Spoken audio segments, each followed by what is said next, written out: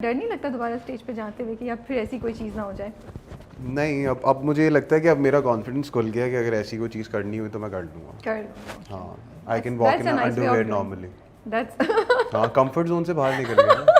सोचें आप 500 बंदे के सामने अनएक्सपेक्टेडली आपकी शलवार उतर जाए ना, आप उस पे नाच रहे हैं और सब कुछ कर रहे हैं, सही है, पूरा सीक्वेंस कर रहे हैं। तो अब तो कुछ भी कर सकते हैं हम। हाँ, सही है। कोई फ़ैन रिएक्शन बताएं जब लोगों ने आपको पहचानना शुरू किया, कोई इंटरेस्टिंग वाकया है जो शेयर कर सकते हैं?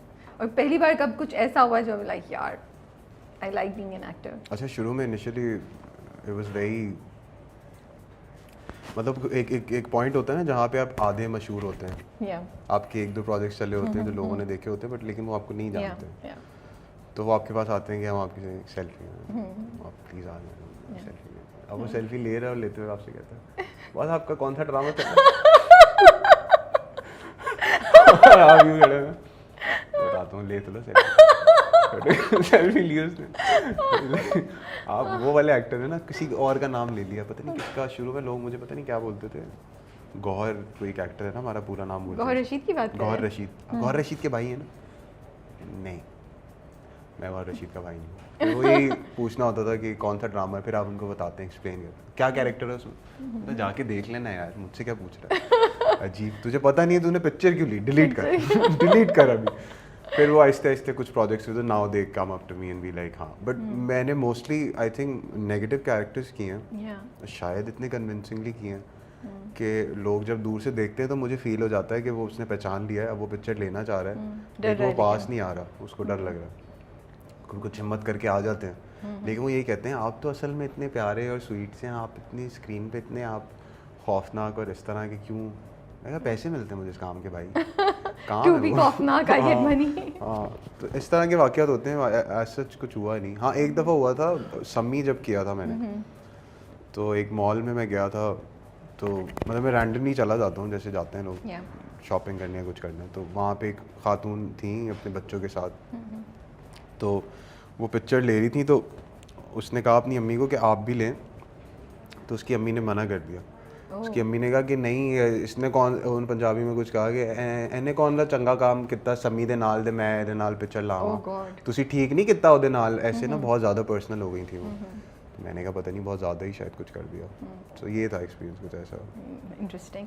मैंने पढ़ा कि आपने समी के कैरेक्टर के लिए रिसर्च भी की थी, वो आसपास कहीं जेल भी थी, वहाँ भी अंदर जाके बैठ गए और सब कुछ। How did you know all of this? बस ये पूजिया मैगजीन की सोर्सेस पक्की हैं। So I was very impressed by that. आप अपने हर कैरेक्टर के लिए इतनी रिसर्च करते हैं, या that was one of the characters?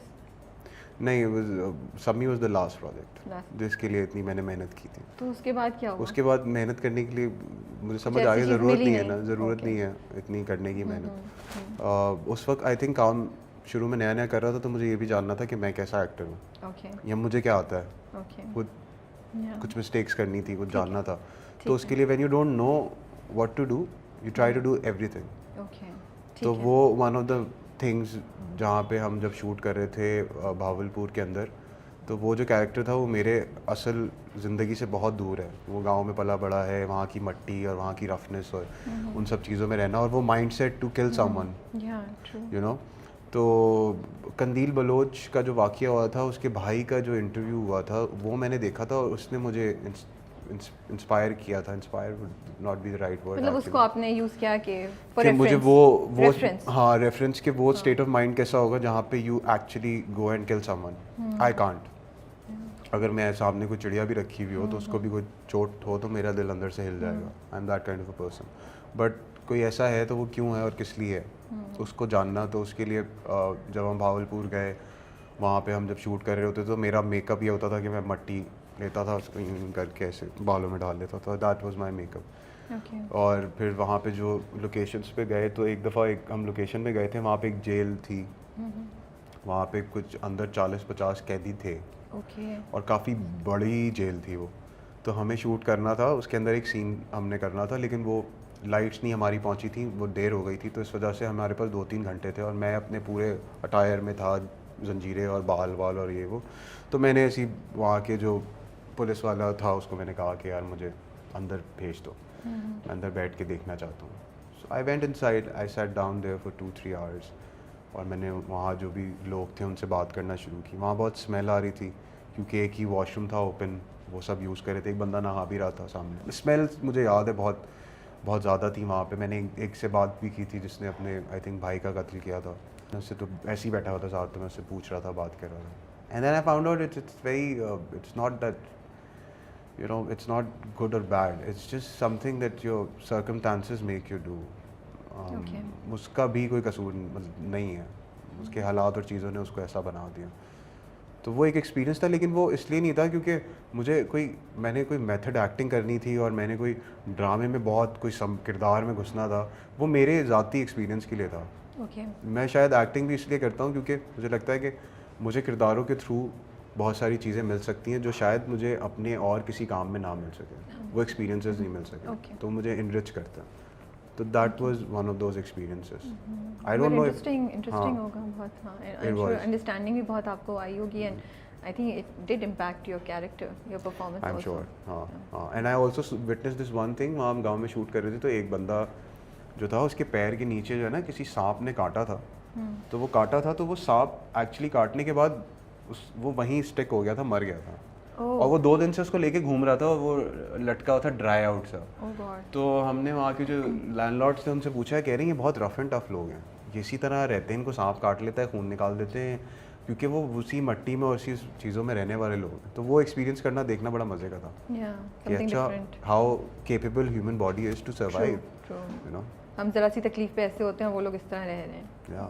सो थोड़ा इतने सीरियस है, थोड़े कम सीरियस और लाइट टॉपिक की तरफ आते हैं। जो हो तो गया, शलवार उतारना बता दो। मैंने कहा थोड़े से कम सीरियस, बिल्कुल ये नहीं कहा कि लाइट हार्टेड, बट हेल्दी उसकी तरफ आते हैं। Yes, interesting topics. I love marriage. आपकी कहानी सुना है, क्या हुआ था? वो भी बड़ी मज़े की कहानी है। हाँ। अच्छा बताओ, गए वो बेचारी सोफे पे बैठी, मैं उनको बोला हट जाओ, सोना है मुझे यहाँ पे, सोफा खाली करो। राइट? क्या पता था कि उसके बाद वो बोलेंगी बेटा हर जगह से हट जाओ। नहीं, वो actually she was kind enough to leave that sofa for me, और जब उन्होंने वो सोफ़ा छोड़ा तो मुझे नींद ही नहीं आई।